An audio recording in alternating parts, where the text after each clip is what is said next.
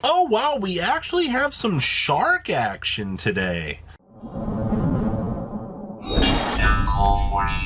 Alright, well we got quite an interesting little breakdown for you for this championship, so make sure you guys smash the crap out of that subscribe button so you guys don't miss out on more content. Now, we do have Albaz sitting on the throne of this event, which is not all that surprising. I mean, I feel like Branded has definitely been one of those decks that has definitely taken the course of being one of the stronger contenders within the course of the meta, and I actually think that that's kind of nice to actually see. Now, we did have Radiant Typhoon kind of following up. Wow, it's almost like this is going to be the next little choice of meta that we're going to be seeing here. Wow, it's almost like, Radiant Typhoon and Albaz are going to go in the driver's seat. Now, we did have Vanquish Soul as well. I feel like that's a normal contender at this point.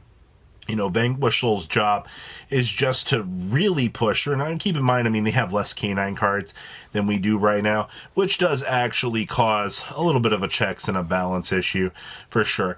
We also saw some Sword Soul action. Now, they do have the Fallen of White, which actually makes their Sword Soul variant a little bit different than what we had for our side of the game. So I am a little bit curious to see how that variant is going to kind of pull together here and do its thing. Of course, we do have Maliss on the back burner as well. I feel like anytime Maliss is still going to be involved, it's still a normal meta contender. We also had Mitsurugi, same thing. Mitsu still remains a very, very solid meta challenger to the meta. And if you don't think that, you know, this Demise monster has made that much of a difference, it has. We also do have Sky Striker as well. Striker still remains on the top of things. And I think the thing that caught my attention the most about this event was just the fact that we had a shark challenger bringing up the rear. You don't really see sharks actually making that much of a difference, but the fact that, you know, this was able to be one of those competitors, I thought was interesting. Let's pass on over to deck list. Starting off winning this event is actually Branded. Now, Branded has actually been slimming down a lot on the deck, and they've actually been cutting back on things like fusion deployment because, you know, you don't need the ability to bring out the Blazing Cartesia. Honestly, you know, when you kind of cut back some of the fat, and obviously, you know, Branded in High Spirits doesn't lock you, which actually I think ends up being one of the best cards that you can have access to. You also do see, yet again, we see Browse down here. You know, the more that Mitsurugi has been kind of picking up steam in the background, the more that we've been seeing players going, oh, hey, you know, we can pick up this weird, odd choice and try to counteract, you know, this particular choice in the meta. And it does work, all right? Being able to go, oh, hey, I can apply my monster effect, and it's a discard from the opponent, so I get all of the little extra free draw power that's associated with that. Absolutely say no more. That's the kind of stuff that we do like to see in the Advantage well actually doing its job. Next up here, we have Radiant Typhoon. Now, Radiant Typhoon, I mean, you do have hand traps in here, but you're also seeing, oh, we're doing triple Fallen of Albaz and the Ecclesia. Yes, we are.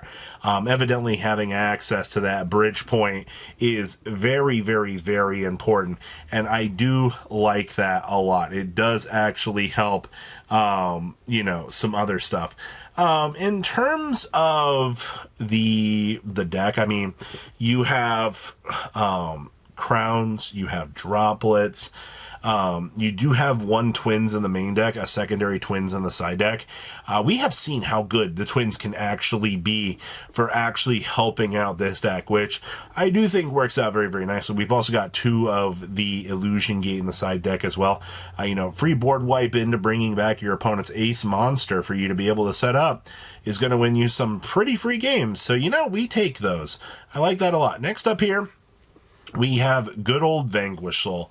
You know, I am very shocked to see that Vanquish Soul just doesn't do better in the OCG side of things. I mean, they still have triple stake your soul, which is way better. It's just their canine package is way more limited in terms of what they're able to work with. I mean, 2 Izuna, 1 Joe Cool is kind of hurtful, because I mean, that means that you can't deploy the Holly Sue as consistently as you might want, but that's also why you see lists in the OCG that are going with the Rescue Ace package, trying to do the fire attacker and all that extra stuff. It does necessarily work out on that front.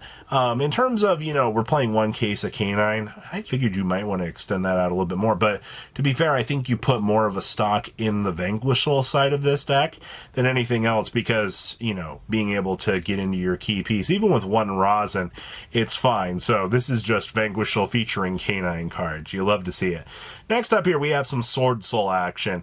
And you know what? It's crazy to me that Fallen of Albaz just slots so nicely into this deck.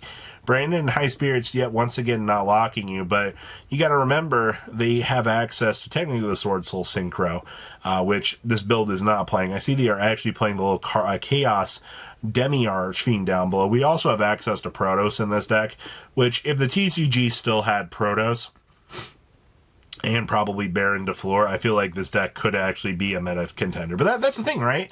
You've lost, if you were taking this to the TCG, you've lost two of the most important end board pieces that you could actually be wanting to have with this deck, which actually just ends up hurting the deck the most. So I'm sure that we could see an evolution for this in the TCG, where this actually ends up working out, but based on the key differences, I think those two cards actually just hurt the most. Next up here, we have Maliss. Now, it's really funny to me because you lost the red ransom, but then you just are like, oh, hey, we can play 2 white binders, and it basically supplements and, basically allows the deck to kind of play the same way. It's just, you're going to have to make the second white binder a little bit more consistently than I feel like you're going to want to do sometimes. But that's okay.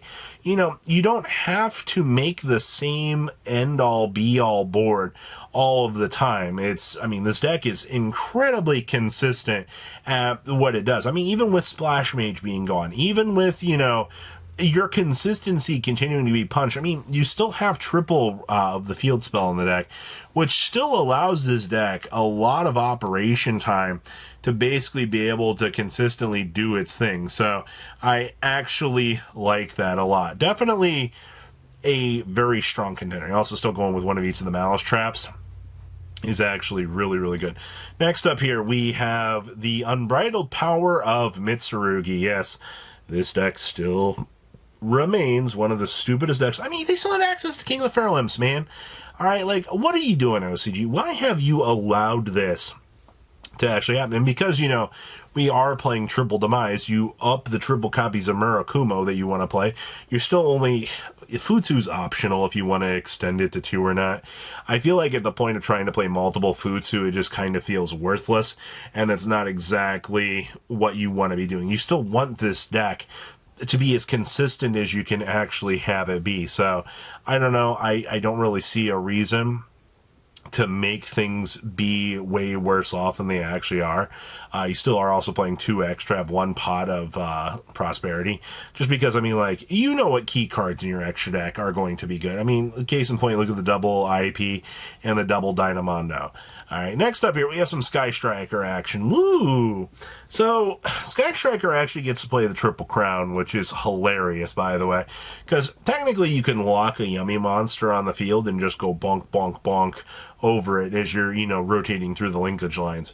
We're also only playing 2 copies of the Fallen and the Virtuous. We're playing Albion and the new Albaz Synchro as your key points for that. We're also going with Triple Upstart, Triple Desires. Triple Desires feels a little bit much, but they've also got Triple Tack Talents still on their side of the game, which is a crazy thing to think about. Here, you also do see their side deck, Triple Gravekeeper's Inscription, Triple Dimensional Barrier. Yeah, this deck has all of the bells and whistles that you do want to be seeing with this. So, absolutely looks good, and you know what? I love it, man. This actually looks like a lot of fun. Next up here, we also have the Shark Challenger. Going with 2 crowns in the main deck, by the way. Now remember, you have access to Totally Awesome and Bahamut Shark. The OCG actually wants to play Sharks. They actually enjoy having this deck actually be playable, and I actually think that that's a really, really cool thing to be seeing here. You want all of this consistency, and this deck actually, I think, is bringing it to the table. This did finish in top 8. That's a pretty incredible feat as it is, and it does put Sharks on the map to be one of those fun decks for sure. So what do you guys think about these interesting list. Please leave a comment down below. Tell me what you guys think, and I'll see your beautiful faces back here later today, guys. Patrons, thank you.